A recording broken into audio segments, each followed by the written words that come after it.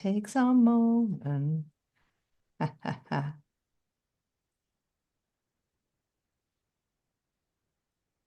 All right. Hey, everyone, and welcome to day 17 of Thriving in the Face of Cancer. I'm your host, Chef AJ, and for the next 14 days, I'll be talking to top doctors and other healthcare professionals, as well as people who have survived cancer, who will be giving you insights on how you too can thrive even in the face of cancer. Because today is the third Friday of the month, it's also time for The Doctor Is In with Dr. Ron Weiss. Please welcome him to the show. Hello, it's such a convenient thing that this intersection of your regular show and topic are occurring. Yes, Yeah. yes, it is. I'm sorry for the circumstances that brought this about, but I'm always I'm basically an optimist, and I think that there's a purpose. There's purpose to all things in life, and there's a reason for this. And I think that by your show, AJ, has helped untold people, probably more people than I've helped in my life through to live a better life, perhaps.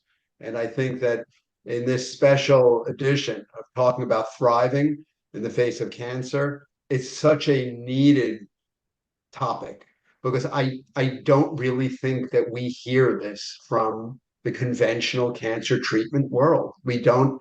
These are not messages that are delivered. The education is not there, and there's a solid footing to have to thrive and to have hope.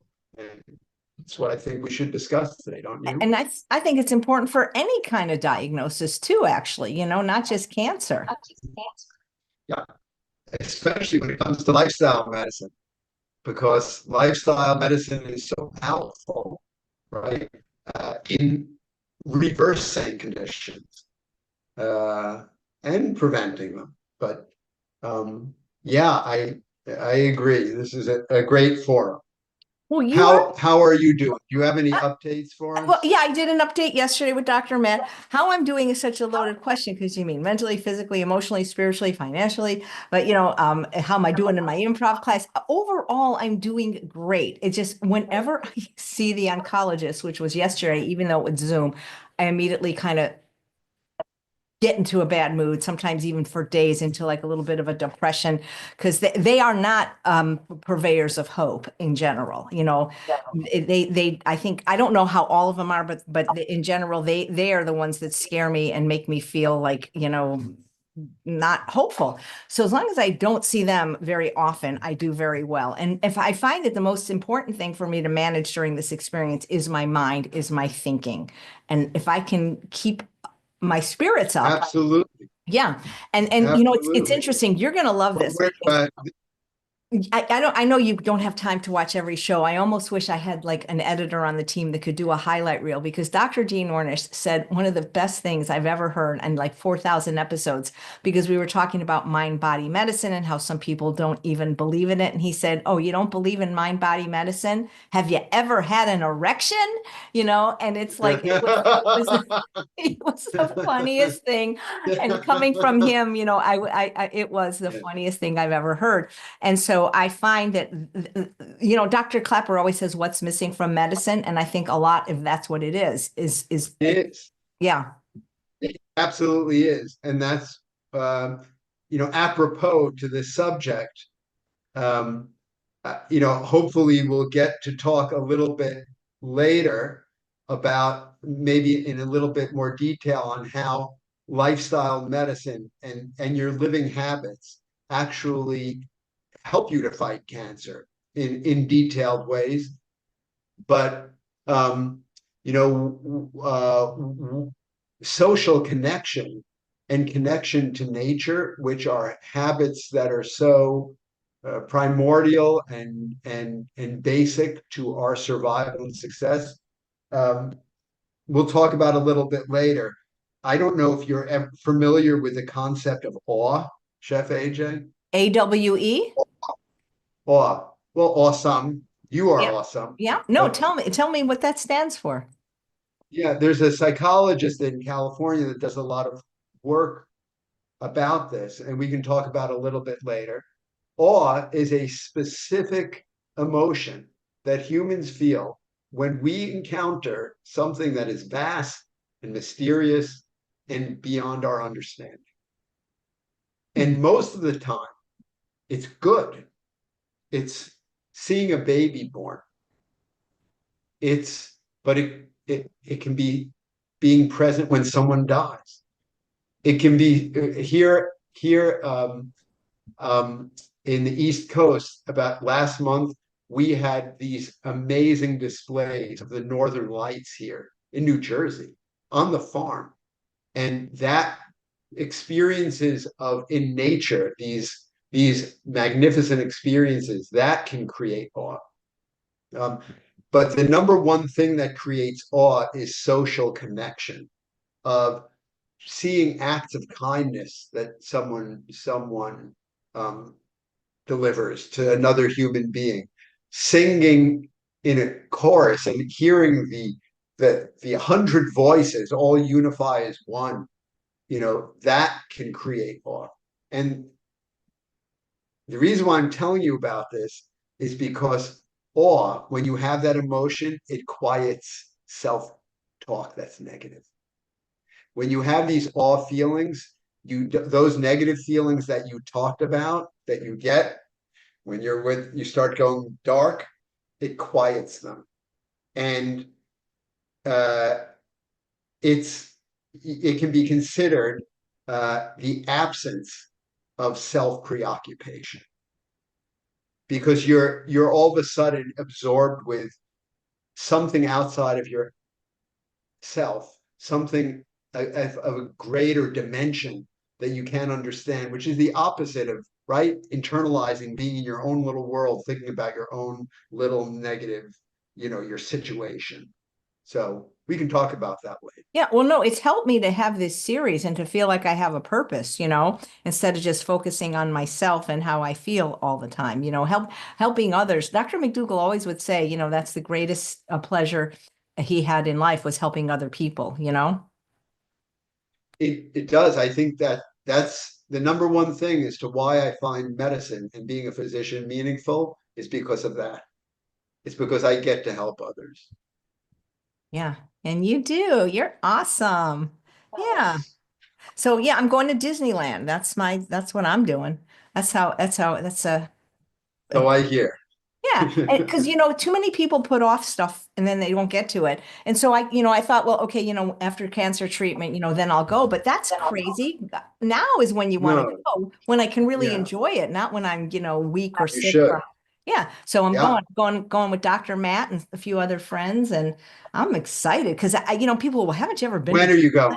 we're going next week. I'm going on Tuesday, flying there Tuesday night. So Wednesday and Thursday shows are awesome. Dr. Schwelt and Dr. Nedley have been pre-recorded. And, I want to go when I can enjoy it. I don't want to go, when I possibly can't enjoy it. Yeah, So even though I've been to Disneyland, obviously, I've grown up in Southern California, a lot has changed in the last 15 years. There's these new sure. lands and these new rides. And so it's like, and Disneyland to me is just really, how am I going to be sad at Disney? Disneyland's the happiest place on earth. They literally say that. They couldn't say it if it wasn't true. Yeah. I know there are people, they're Disney believers. They're like these Disney people. Like they have their weddings at Disney. They have, who I'm talking about. They dress, they have all the paraphernalia at home. I am very far from that kind of person. But I remember we took my in-laws funded a trip when our kids were little to bring them to Disney World. And I got to tell you, although I wouldn't have gone myself, when you're there, it's you can it infuses into you the positivity, and especially if you're there with people like children who this is a reality to. It's a very positive, powerful feeling. Yeah, they call it the Magic Kingdom. Yeah, Well, yeah. I'm And excited. there's a bit of AJ. There's a bit of awe probably mixed in as well. Yeah, absolutely. Well, I consider you, I mean, you're primarily, in my opinion, a lifestyle medicine doctor. And I'm wondering, do you treat cancer? Not in the way oncologist does, but do you have patients that come to you because they have cancer, or maybe they're your patients and they have cancer, and then what do you do? Yes. Well, I'm a board certified internist, and I have another board certification in lifestyle medicine. Um, and internal medicine doctors are primary care doctors. We deal with everything, but um, we do attract a lot of cancer patients, and the reason why I believe is because of my dad's story. And I probably some of your listeners are probably familiar with it, but that is my father was my entry into this world of eating and food. And before this, I was unaware and naive before my father's situation.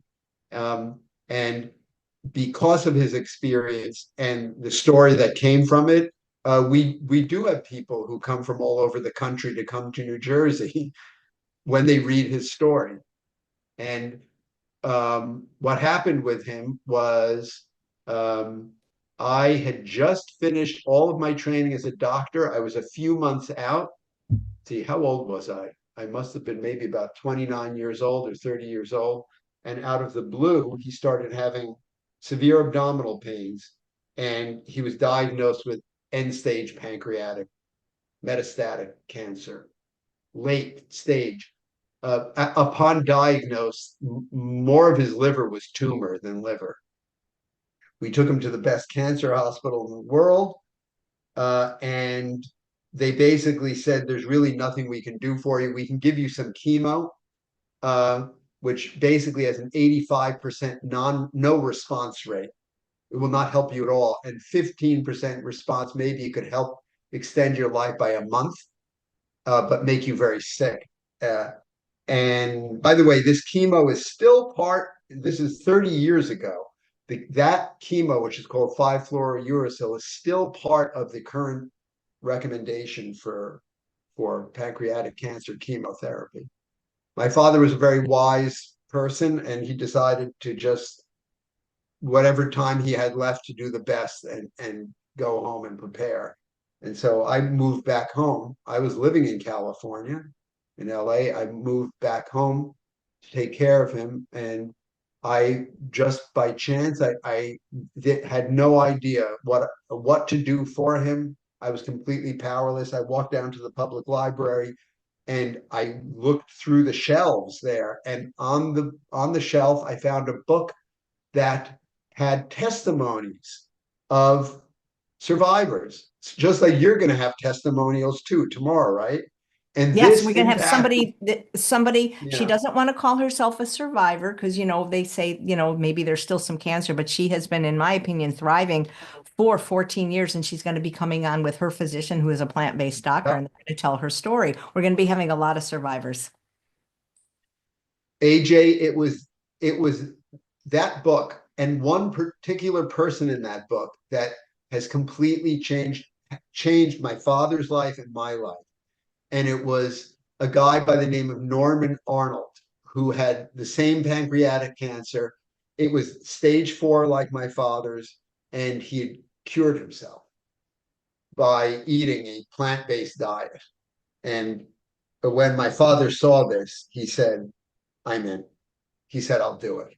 And so we put him on a plant-based diet. It was a specific variety called a macrobiotic diet. um, I, which is, it's a certain variety of plant-based diet. I believe there are probably more powerful anti-cancer fighting diets today. I know there are, but in any event, um, my father's life was transformed literally within a day. His pain went away. Within days, he was back in the office. He was an attorney practicing. Uh, a week later, he was back at the gym. A couple of weeks later, he was running. Um, uh, 3 months later, we got a CAT scan, which showed 1/3 reduction of these massive tumors in size. 6 months later, 50% reduction. A year later, we took him back to this hospital, the cancer center, and we met with the department chairman, the head of the operation. And when he saw my father, he wanted to know, like, what he was shocked to see him because he thought he would have been dead. He wanted to see why he was still around. And my father said, well, because I was eating kale and brown rice and seaweed and broccoli and parsnips. And the doctor lost complete interest when he heard this. And he changed the subject to chemotherapy. That didn't work. And that was the point that because I knew I wasn't crazy. I mean, I'd taken care of a lot of pancreatic cancer patients in my life in training, but I knew what happened to them. They all died. And I'd never seen anyone who ate like this. And all of a sudden, my father was reducing his cancer tumors. So I wasn't crazy. I knew there was something there. And just to make the long story short, see, I didn't know why, though. I didn't know why. It was as almost if I had this feeling of awe, this emotion that I had encountered something which was vast and mysterious, but it was beyond my understanding. And it was. And to make the long story short, my father had a good year and a half instead of the 3 months he was the prognosis that was given. And he did very well. Finally, the cancer overtook him because it was very late. But he had a good year and a half. And years later, what I learned with first the publication of studies and scientific information that was executed by Judah Folkman, who was the mentor of William Lee, who you had on the show 2 weeks ago. That research showed that there are molecules in plants that stop tumor cells from accessing blood supplies and from growing and from taking off. And actually, after Judah Folkman's untimely death in the 1990s, there was a drug that had come out. It was the first chemo agent called Avastin that operated on this principle. And with the announcement of this, I remember there was a front page, like in big black letters in the New York Times. The cure to cancer has been cured. It was thought to be that powerful of a mechanism to deal with cancer, to cut off its blood supply. And this was just 5 years after my father's after my father's cancer. So we began to understand in the ensuing years through the 90s and then early 2000s, really, that there were mechanisms by which we could interfere with cancer growth to kill it. It wasn't just taking poisons and from a 50,000-foot view, dropping bombs on them and killing them. And yes, there was collateral damage. You'd kill some of your good cells too, like you'd kill some of your heart cells, you'd kill some of your nerve cells, you'd get neuropathy, you'd kill off your bone marrow. This was more very directed. And then, we got to the point that we were discussing, and Dr. Lee brought this up, of where we are now, where we have understood that during our entire life, we have tiny little cancers that are no bigger than the size of this ballpoint pen. And the longer we go in life, the more we have them. I may have thousands of them myself right now. It's said that by the time a man reaches 80 years of age, 80% of all men have prostate cancer within the prostate. I remember there was a study that was done that 1/3 of all 40-year-old women who died in car accidents whose breasts were autopsied showed evidence of breast cancer in their breasts. We just don't know it because we haven't found it yet. It's thought that 100% of all people who reach 70 or near 100% have thyroid cancer. So these cancers do exist in us, but it is basically up to the way we eat, the way we live, our lifestyle, and we'll talk about that and very in a focused way because your life has been focused on food. It's about the way we eat most powerfully that can really determine whether these tiny little nests of cancer just stay sleeping there and never bother us, or whether they take off. And that determination is made through plant molecules. The molecules called phytonutrients that plants utilize for their own defense system. They use them to negotiate in their environment, in their world, and they're very high-end molecules. They're maybe at this time, maybe there are about 100,000 different types across all the plants that we study. But we only have identified maybe a handful, maybe a 5,000 or 6,000 actual molecules. But a lot of these molecules do the following. First of all, from Judah Folkman's work, which William Lee carries on, we know a lot of these molecules stop or interfere with those tiny little cancer cells from going and getting a blood supply, because there's no problem with them being in you as long as they can't be fed and they can't grow. But once they get a blood supply, they will start to grow and then potentially metastasize. So these plant molecules have that very important job.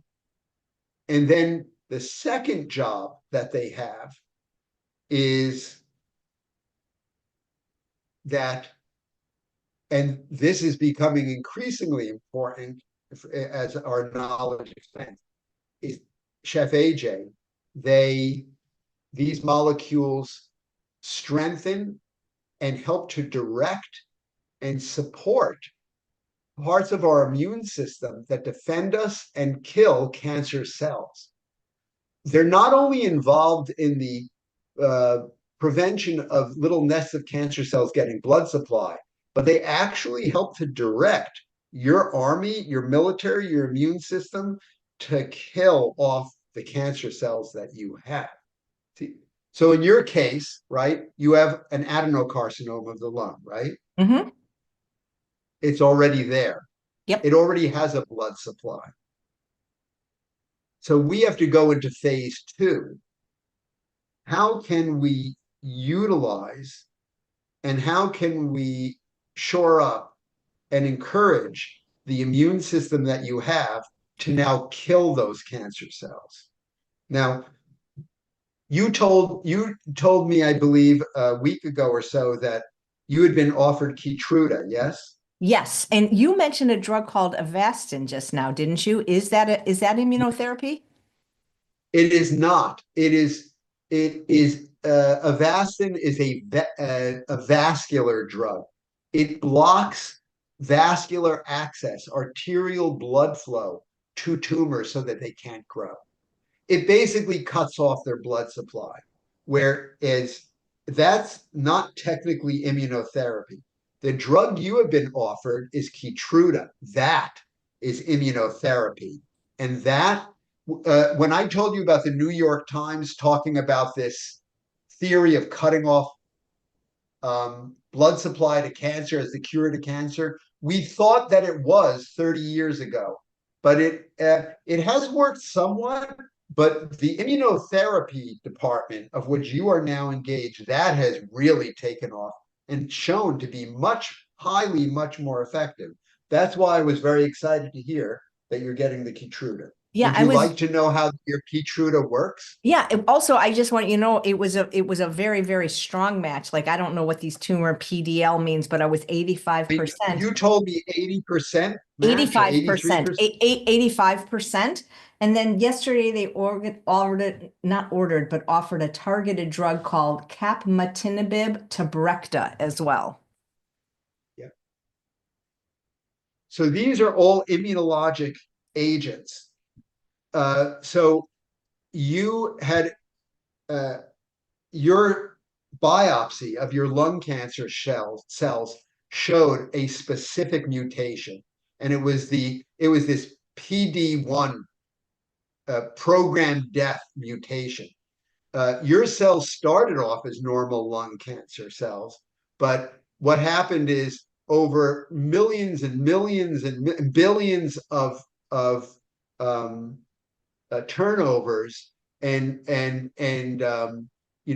copying of DNA, there was a copying error, and one of your little genes got miscopied into this cancer causing gene, which is called the programmed death 1 gene. And this is what it does. You ready? Yep. So the way a normal immune system would have attacked these lung cancer cells you have, which is you have these roving cells that are like Death Stars, like from Star Wars, like those black Death Star ships, and they are roving all around you. Some names are cytotoxic T cells, other names are natural killer cells. They're meant to discover abnormal cells that have these abnormal flags on them on the surface, uh, go over to them, link up to them, and then pump poison into them, and that basically kills them on the spot. But the what's happening in your cells is that particular mutation, what it does is it puts out this Velcro sticky, like mooring, that when the cytotoxic T cell or the killer cell comes, it moors onto this Velcro, and boom, this mutation inactivates it.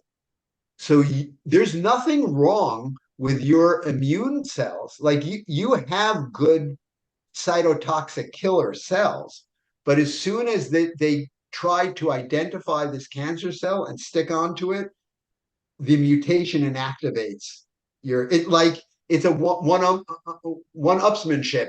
It actually had a mechanism which completely disempowered your killer and deactivated. And what Keytruda does is Keytruda goes like a key, and that's why it's called Keytruda. If you notice, the symbol is like a key. It goes and fits into a lock, into a receptor on your abnormal cancer cell, and shuts off that Velcro sticky that it inactivates your killer cells. So now, when your killer cells bind, they're going to kill that cancer cell. So that's the way Keytruda work. And the exciting thing is 85% of all of your cells are showing this mutation, which means that the more mutations you have, the more vulnerable these cancer cells will be to the Keytruda.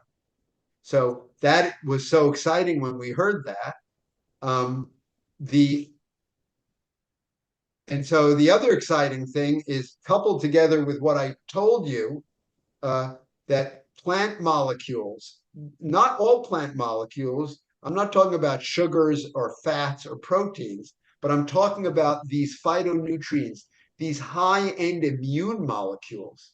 And we heard Dr. Furman talking about some of them when you had him on, like epogatocalycan, catechin that comes from green tea, or apigenin that comes from green peppers or celery, the polyphenols, the anthocyanins, there are many of them. All the aromatase inhibitors, all these mushroom molecules. As I said, there are tens of thousands we haven't even identified. But we know that those molecules, guess what they do? They make your killer cells rev up, they increase their numbers, and what they also do is there's a network of immunity that of signaling molecules that signal. You have to remember these killer cells, and there are other kinds of immune cells like B cells that create antibodies. They're like heat-seeking weapons. They all have to work in coordination. It's like an army with multiple battalions fighting the same war. You all have to be coordinated. And these phytonutrients, these plant molecules, coordinate the different fronts so that they can all be joined together and fight your battle for you. And that's why eating at a very high level and getting as many of these phytonutrients in a very specific way is so important, because it's going to join forces. All your parts of your immune system are going to, through the plants and through other things we're going to talk with a little bit, like awe and other things, are going to assemble and support the different components of your immune system, so that when those T cells can actually and killer cells can actually bind onto your tumor that has been allowed by the Keytruda, they'll destroy it. They're going to destroy the cancer cell. Well, that's what I'm banking on. Yeah. Yeah. So one of the things they said to me, yeah.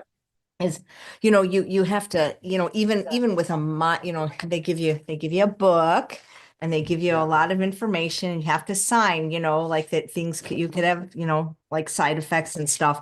But one of the things that I'm learning is that whereas chemo, a lot of times people have permanent side effects like neuropathy that never goes away. And even people that have that, everybody I've talked to is still happy to be alive with side effects, rather than to be dead and not have the side effects.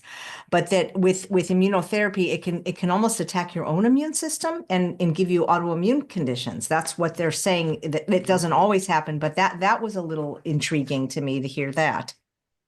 Yes.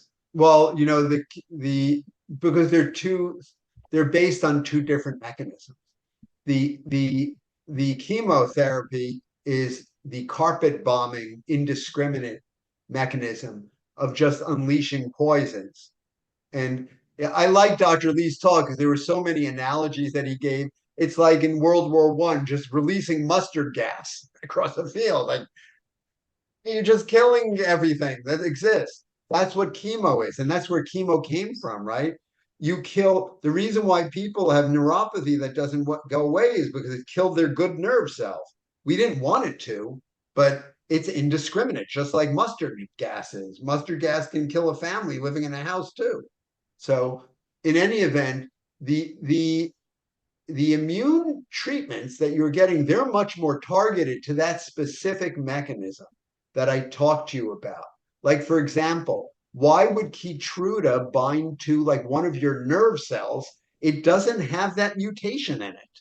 So it's not going to bind to it and then why would a T cell attack your nerve cell? However, it is altering your immune system and boosting it to attack. So although, I don't think the autoimmune diseases are common, but they are a possibility. And that's also another reason why we need to eat particularly well, because that eating a diet of whole plant foods is at a high level is the most powerful treatment to prevent and treat autoimmune disease. Nice. You want to take some questions from live viewers as well? Do you have time? Of course. So, of course. This is from, okay, CN. Dr. Weiss, are you familiar with MAP, master amino acid pattern? And if so, would you highly recommend it to cancer patients, vegans, hard weight trainers, runners? Not sure what that is. I am not.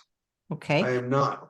Maybe you could say what it is, CN. And then VP says, if PD-L1 is negative in all different path tests, then can we still use immunotherapy NIVOLUMB in metastomach cancer.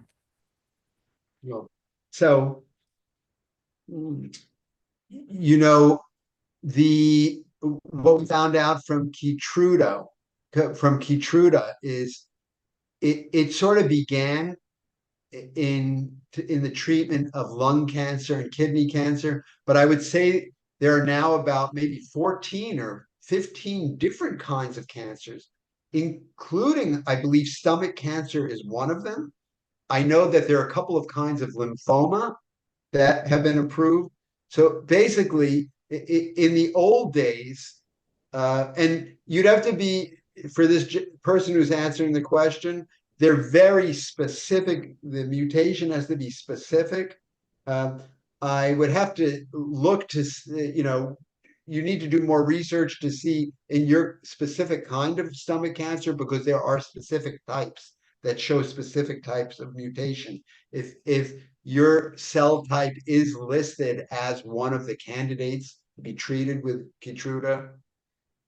But I think this gentleman's question highlights the fact that there's such a different approach now in the treatment of cancer, because before it's like, oh, you have breast cancer cells are vulnerable to this, you give them that poison. Oh, you have a bone cancer is vulnerable to that poison, you give them that poison. It's not working like that now with immunology. We look for this common mutation, and then wherever it arises in different kinds of cell types, we can use an immune therapy like Keytruda. So the short answer for this gentleman is, you'd have to look up your specific cell type. If you go to, Keytruda, if you Google it and go to their website, and if you have some scientific background, if you click on they have two web formats. One is for the general public, one is for physician. If you say you're a physician, they'll actually give you the content of stomach cancer and cell type and the mutation and what percentages are necessary to use Keytruda. Great, thank you. So I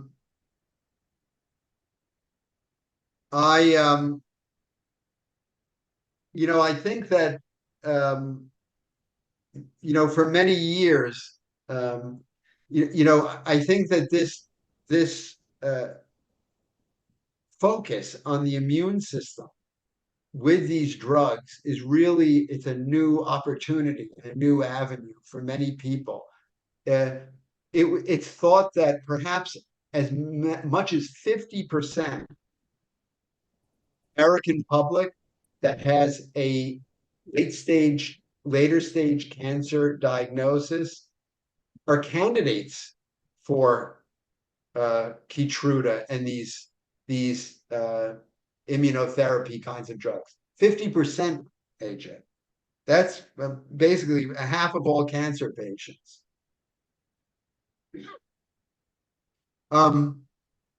So I move on to talk a little bit about, because I'm a lifestyle medicine doctor, and unless if people have specific questions that come in about food and these phytonutrients. Well, we do have a few questions. So yeah, I mean, here, I don't know what this means. Is your cancer a turbo cancer? Is she talking about mine? Do you know what a turbo cancer is? Victoria is asking this question. I don't know. Okay. And it's difficult to tell sometimes, with the advent of the internet, because there's so many voices and there's so much information. It's hard to say sometimes what's evidence-based and what's not. I don't know. That's not a familiar term to me. So yeah, I'm going to Google that in a minute. But first, there's another question from Bit. So would Keytruda be good to take before a cancer diagnosis? Oh, well, you wouldn't. Why would one want to do that? So Keytruda is approved to be used um, for biopsy proven mutations. We can't use it in any other, and it has to be for those approved cancers. So we don't biopsy tissues unless we have a cancer. And what I was trying to get across is the reason why I became plant-based is after I realized from Judah Folkman's work that we all have these cancers all over us. Okay, I was already like 40 years old. We have all of these tiny cancers, and I took care of my father who died of cancer. I was thinking, well, now is my time to prevent these tiny nests of cancer cells from becoming cancers like my father had. So for this person who's asking this question, can I take Keytruda prophylactically? The answer is to eat phytonutrients prophylactically in whole plant foods because they are the most powerful thing, not Keytruda. They're the most powerful thing that one can do to make sure that those little tiny nests of cancer cells don't take off and grow into tumors because we have them. All of us have them.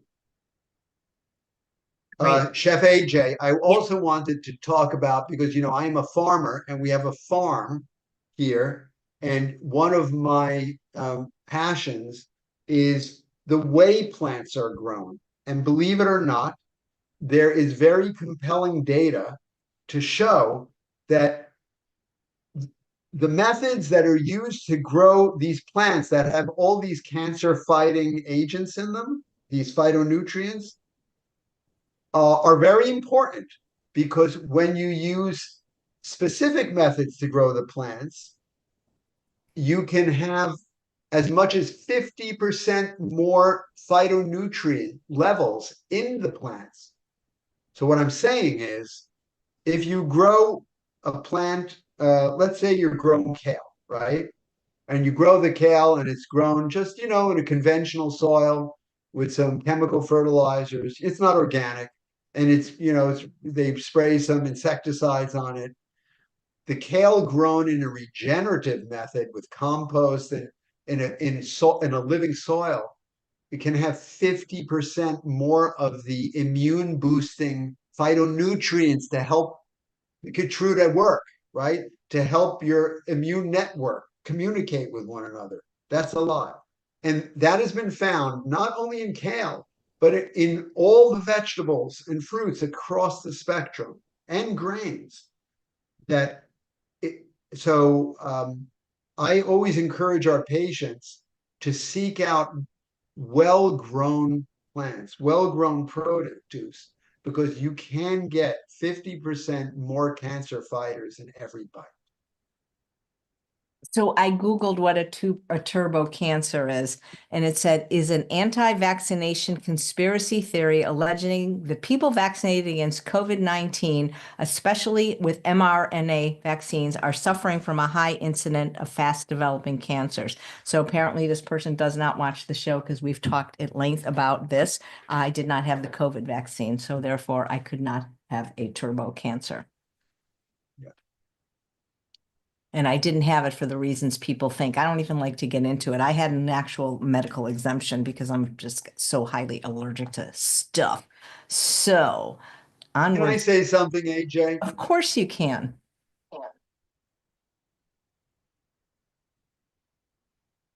I have patients who have been plant-based and they get cancer. Doesn't happen often, but it happens. We can't be guilty about that. How do you know? How do you know that the plants that you were eating prevented you from dying years ago? Right? How do you know that the way you were eating did not keep this adenocarcinoma at bay for 20 years? Based on what I said, you may have, you were growing up in LA, breathing smog from a battery plant or whatever the hell they had there, right? How do you know that this tiny little nest of cancer cells didn't develop when you were 25 years old? And because you were eating like you have for all these years, you've gotten to reach the age of 65. So we don't know that. In fact, I often believe things like this are true. People can't jump to conclusions. Oh, just because I got this, if this failed me, or because I have this problem, I didn't do something right. Life doesn't work like that.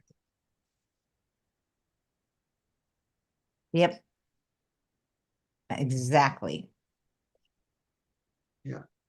And based on what I told you, you know, just based on the scientific evidence we have, the plants that you've been eating have given you a good immune system. They've given you a good microbiome, which has been signaling to your immune system all these years, right? Exactly. And that the weird thing is, and maybe, and I don't know if this is true because, I'm so new to the cancer space and meeting people. It seems weird to me to take a drug when I have no symptoms whatsoever of a disease. You know what I mean? I know. Well, that's kind of like the Dr. McDougall approach in a way, you know, that, the body has an infinite wisdom, or our natural biological system has an infinite wisdom, which we cannot understand in its full complement. It's a source of awe, right? We can't understand its vastness, but just have faith, believe in it, AJ, believe in it. No, I'm And I'm gonna have I somebody there with me. understand. I understand that. Yeah, I get it. I I know. get And it. And part of me wants to go there, and it does. And it does. And that's why I know you struggled with this for a couple of years, right? I know. But at some point, you decided to get off that ship Mhm. and start to look. And that is, I'm on that ship with you. Yeah. I because I believe that at this point, and that's why I told you should take this Keytruda, because I think it would be advantageous for you to do, because we know that the cancer has grown, right? We know it. And We have spread evidence of and metastasized too. it. Yeah. So So I don't want to get to the point no, until you're coughing up blood, I'm doing it. It's to just say, okay, now you're going to do it, right? Well, I do you?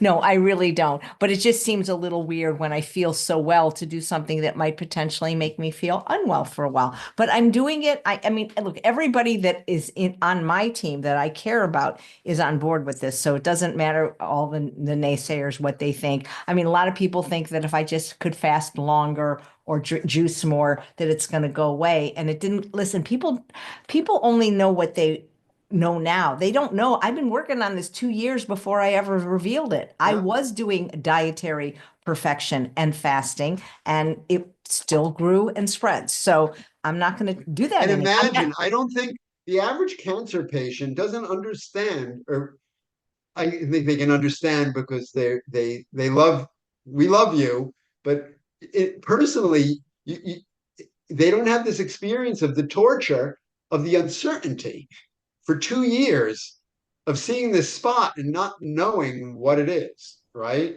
Not knowing, but probably thinking that it probably is, but not exactly having the cells, not exactly having the diagnosis, and wondering, is it or isn't it? I mean, and in some way, I think you are on a very definite course now. It's very concrete, and in some way, I feel, even as a doctor, I mean, for a patient, that would give some relief. I know none of us want to take drugs, Yeah, right? yeah. But Well, And here's the Uh, thing. I'm using it to be an activist. I don't know if you heard the story of that. I'm on the nutrition advisory board now at my yes, hospital. after And you so saw the picture the that I wing thing. posted, here's the funny thing. The picture that I posted on social media was a vending machine. So that, you could argue that came from an outside company. It really wasn't Sutter. But when I took the tour of the infusion center where I'm going to be getting, cancer treatment soon, they said, here's the refrigerator. So if you're hungry, guess what they give you when you're having your treatment? Guess what the Egg snacks are? salad sandwich. Oh, that might even be an upgrade. So it was either pudding or cheese. Pudding or cheese were the Well, choice. that's why you're on the board now, the Yeah, yeah. I nutrition mean, oh board, my God. advisory committee. I mean, what is so hard about giving people an apple or some baby carrots or a bag of nuts, I mean, those don't even, and nuts don't even have to be refrigerated. That's You're going to funny. change, Yeah. But it's God funny. willing. I never thought I'd You'll be in change. this. I never thought I'd get cancer. And if I did, I always said I'm never going to get treatment. And I have learned one thing in 65 years that every time I say I never, I'm always going to do it. So I'm going to stop saying I'm never gonna because it's not a good thing to say. Oh, it always comes back to Can I, bite for me. our audience, can I intone the words of Dr. Furman as of enormous importance? Was I what my work rests upon Dr. Furman's shoulders, as it does Dr. Esselstyn, other kinds of other pioneers in the field, but particularly what Dr. Furman has said, I believe to be true, and that is someone with cancer needs to have they just not to, they don't need to just eat plant-based. They don't just need to eat vegan. They need to be eating specific plants that are known to have specific phytonutrients, these plant fighting chemicals that will have a better chance of subduing their cancer. And it should and high attention, high focus should be paid to that. At the same time, not not not introducing any foods that drive cancer. And an example of that is saturated fats, right? Saturated fats can cause many different kinds of cancer to metastasize from initial nests of cancer cells to metastasize to distant points through a mechanism we are now familiar with called the CD36 fat receptor. So, and remember that all animal foods, pretty much all, including fish and meat and chicken and dairy products and pork, and they all have large amounts of saturated fat. So Yep. the last thing I wanted to put in there, Chef AJ, was let's not forget, as a lifestyle medicine doctor, so we talked before about, you know, gearing up the immune system. So this Keytruda, this immunotherapy, will help to allow your killer cells to latch onto this cell, which is mutated into a cancer, right? But eating all those plants at the high level I described will help the network of that supports these cells, make them more powerful, make them more active, increase their number. So each of the pillars of lifestyle medicine, getting exercise at a high level, sleeping at a high level, socially connecting at a high level, and developing experiences around awe,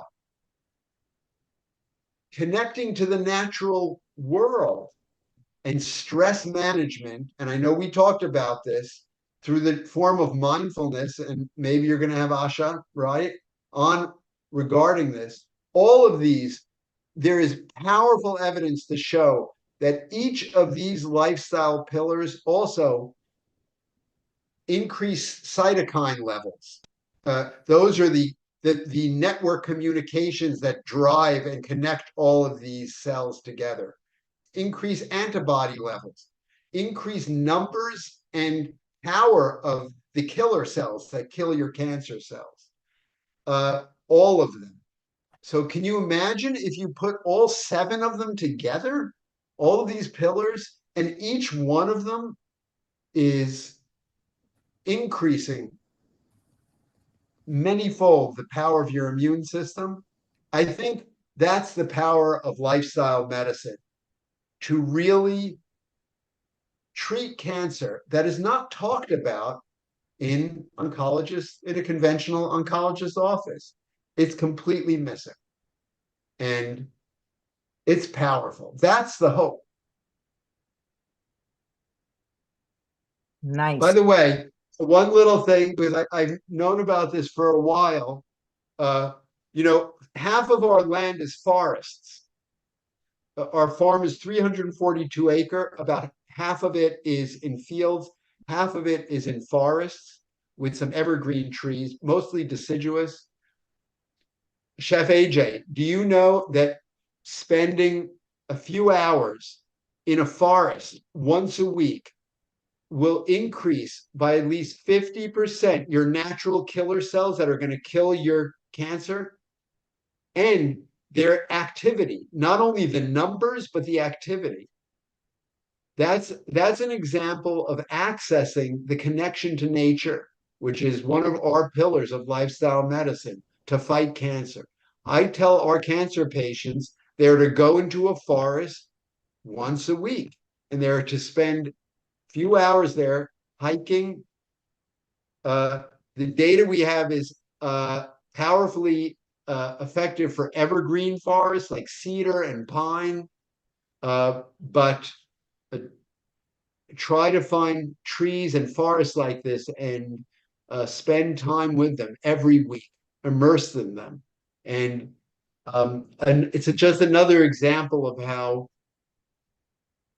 cancer treatment exists beyond a drug dripping into an IV line into your arm. It's the connection of everything that makes us healthy. And that's what lifestyle medicine is. That's interesting that you mentioned that, because one of the things I'm trying to do with this show is not just, I don't want to make it all about me, because I'm getting a little tired about talking about myself, but to help people find resources that I could not find for the 2 years that I couldn't get an oncologist. And we have this place called Wellness Within, and I'm hoping to get them on the show. They're local, and cancer patients can go for free. And forest bathing is one of the things on this calendar that we can do. And It is. yeah, That's they have that. wonderful. They have arts and crafts. They have I mean, it's incredible. Like, I mean, they give you there's so much. They give you. I'm Jewish. I like free stuff. They get so much Yeah. free stuff. Camp and wigs, and they just the people are giving me. I mean, I mean, believe me, I'd rather not have cancer, but it's very nice of the stuff that the resources out there once you find out Yeah. about. Yeah.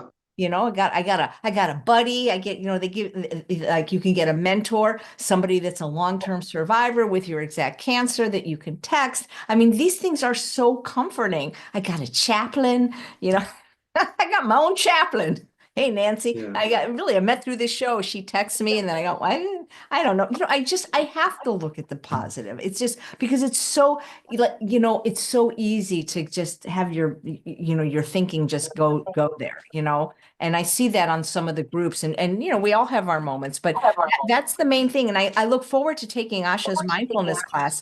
And when she comes on, we should do something where we actually present it to the audience, where we could all take it together, the actual class, and maybe do some exercises. Absolutely. They can see the benefit. Because Absolutely. I did it. I was sent by, when I had IBS at UCLA, they sent me to a mindfulness class there based on the work of Yeah. John Kabat-Zinn. And at the time it was, I had, I such know. chattering mind. It's not that I didn't benefit from it, but I thought it was really hard. But A now, monkey mind. exactly. But it really is, it is very, very Yeah. It beneficial. quiets, mindfulness quiets negative self-talk. All those things that you talk that you're enjoying that are so wonderful with the chaplain, you go forest bathing and you go into the trees and they give you this and you have your own this. Right? Doesn't it take your mind off of the terribleness? Absolutely. Distraction is a good thing. I mean, especially if you're doing something positive with the distraction. Oh, get some more questions. Well, So I'm ignoring the poor live audience. So, do you have the name of the study on being in the forest an hour a week? Where can we find that? Susanna would like to know.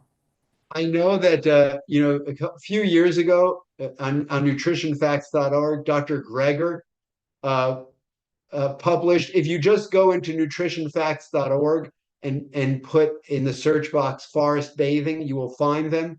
And then Dr. Greger, as magnificent as he does, he always gives you the sources, and the links will actually be there, and they will tell you the kinds of trees that.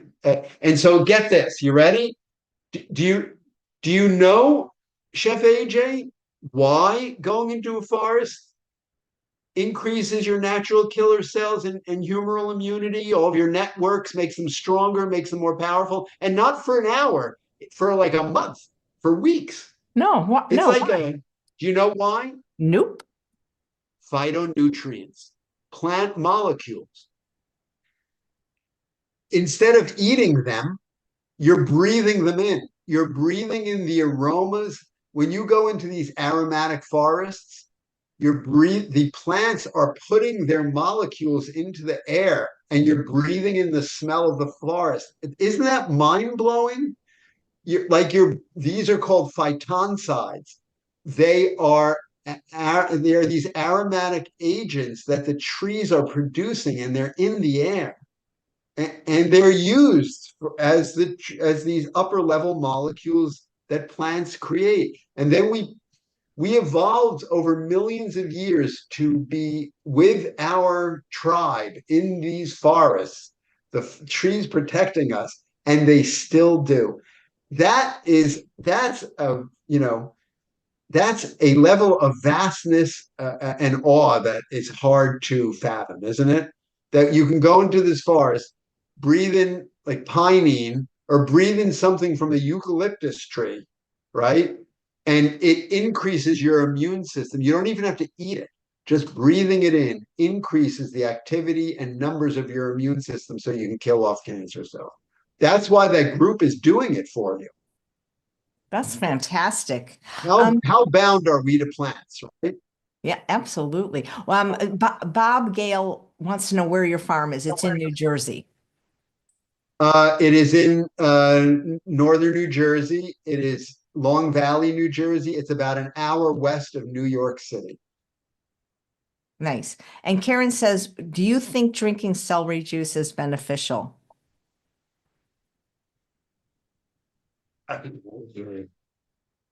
Uh, in and of itself, not particularly. I think that eating celery is beneficial.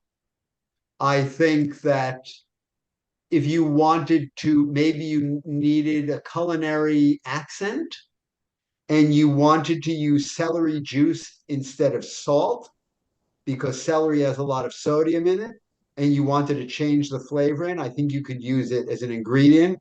I wouldn't specifically go and drink, glasses of celery juice.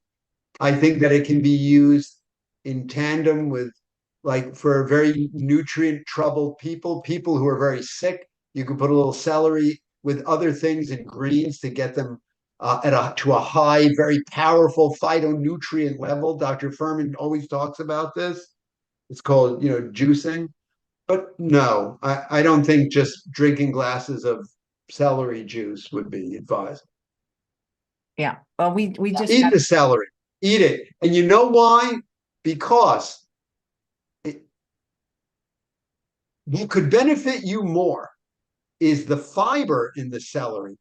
Celery has a lot of fiber, and you're throwing that fiber out when you juice a celery stalk. What's happening to it? A major force in our body for health is our gut microbiome. You want that celery fiber in the colon and informing our microbiome, making it strong, making it healthy, and then telegramming that to our immune system to fight for us. That's what you want, not some sodium or a couple of, apigenin or something from the sodium in the celery juice. You want the fiber, the whole plant. Yeah. Here's an interesting question. Is regenerative organic meat healthier than grain-fed meat? No, it's not. It is not. Mhm. And there are studies that have shown that that organic grass-raised beef and meat has similar concentrations of horrible environmental pollutants as does conventional industrial factory raised meat. That was very surprising. You think that it doesn't, but it does. Our environment is so polluted that the levels are comparable. Here's what scares me. Here's the worst part. Because you're eating animals, animals are at the top of the food chain. And through biomagnification, whenever you have a pollutant or a bad poison, it goes up. The larger and larger the animal, the more it eats, the higher placed is on the food chain of life, the more those items concentrate in the animal. Plants are very low down on the food chain. Their plants don't eat anything. They assemble themselves from the sun and water and the microbial life of the soil. That's why they tend to be low in these poisons. The last thing I can say is there are many mechanisms by which meat causes cancer, chicken causes cancer, fish causes cancer. All these things causes diabetes, and they have nothing to do whether they're organic or not. They have to do with the saturated fats in these meats. Organic meat has just as much saturated fat as factory meat. It has to do with heterocyclic amines. They're the cancer-causing agents that are not in the meat or the fish itself when it's raw, but as soon as it touches hot metal, they form, and they cause lung cancer. So, whether you have organic meat or chicken or wild caught fish, it's not going to make a difference. You're still exposing yourself to those cancer-causing agents. Thank Plants you. don't have them. Yeah. Okay, so we have a question about phytonutrients from a live viewer. So, Karen says, does cooking reduce phytonutrients, and what phytonutrients do we need? Yes. Cooking methods and different kinds of cooking methods, depending on what they are, can reduce not only phytonutrients, but all kinds of things, vitamins, all kinds of important things in plant foods. They can also heighten them, though. Like, for example, I'll give you a perfect example. A carotenoid, which is called lycopene, which is, we think, significantly important in the fight against hormone-negative breast cancer, against prostate cancer, and possibly other cancers, is increased tenfold when you cook tomatoes versus eat them raw. And the longer you cook them, and the more you cook them, and the higher heat, the more lycopene you get. That's an example. So here's another example. Lutein, which is one of these high-end plant molecules, phytonutrients. Kale has a lot of it, raw kale. But if you want to increase it the most, you should cook the kale. Cooked kale has more lutein. That helps to prevent macular degeneration, the leading cause of blindness in senior citizens. So what we recommend, Chef AJ, is that people should eat combination of cooked and raw foods. You have to be strategic. You have to be strategic in your arrangement of when you're cooking things and eating them raw, but both. Thanks. Chef AJ, I would love to be here all day, but I know I have a patient. I've seen they just drove up to the farm road. All right. Do you have time? Okay, so we'll do the questions that were sent I have time for, I think I know what's coming. I have time for okay. What message? your last question. what message of hope would you currently share with somebody facing a cancer diagnosis? Hmm. Well, I've heard you ask this question of Dr. Furman and Dr. Ali and your other guests. And I wanted to fashion this question for you, Chef AJ, because you have given so many thousands, tens of thousands, probably hundreds of thousands of people hope. And I want you to remember, here's my message of hope for you and for everyone listening.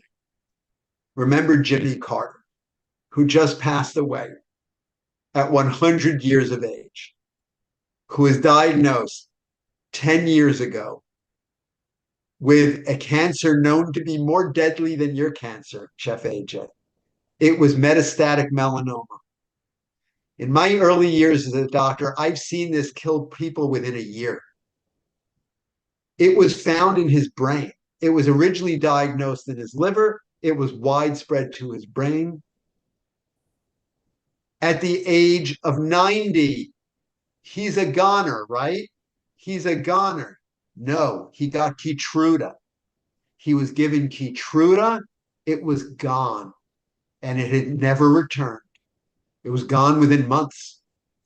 His widely metastatic melanoma never returned, and he died of natural causes a week or so ago at I the did age of not 90. know that. That is amazing. I had no idea. Isn't that amazing?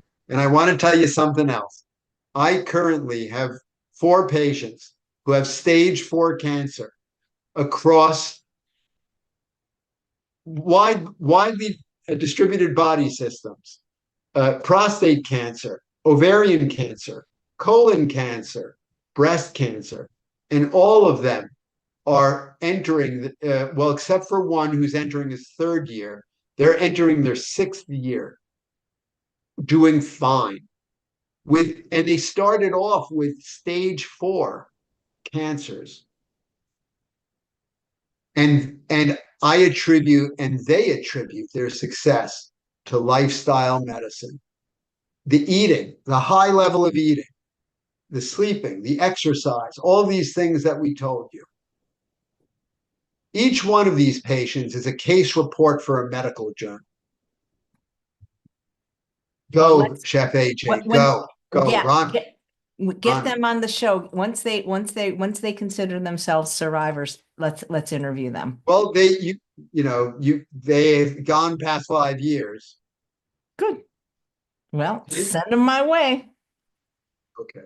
All right. Thanks so much, Dr. Weiss. See you next month, and we'll answer all the questions My about pleasure. all the other stuff for all you guys.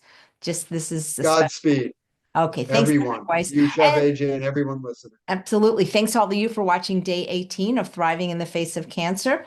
I want you to know I don't have my bracelet on yet today. Wherever you are in your journey, I believe as long as you're still breathing, there is hope, and that you too can thrive even in the face of cancer. So please tune in a bit earlier tomorrow at 8 a.m. Pacific time for day 18 of Thriving in the Face of Cancer. We have Surviving and Thriving with Michelle. She is a 14-year stage 3 lung cancer thriver, and she's going to be there with her doctor, who happens to be one of our plant-based doctors who's been on the show several times before, Dr. Dana Simpler, talking about her journey. Thanks so much, everyone. Thanks, Dr. Weiss. Take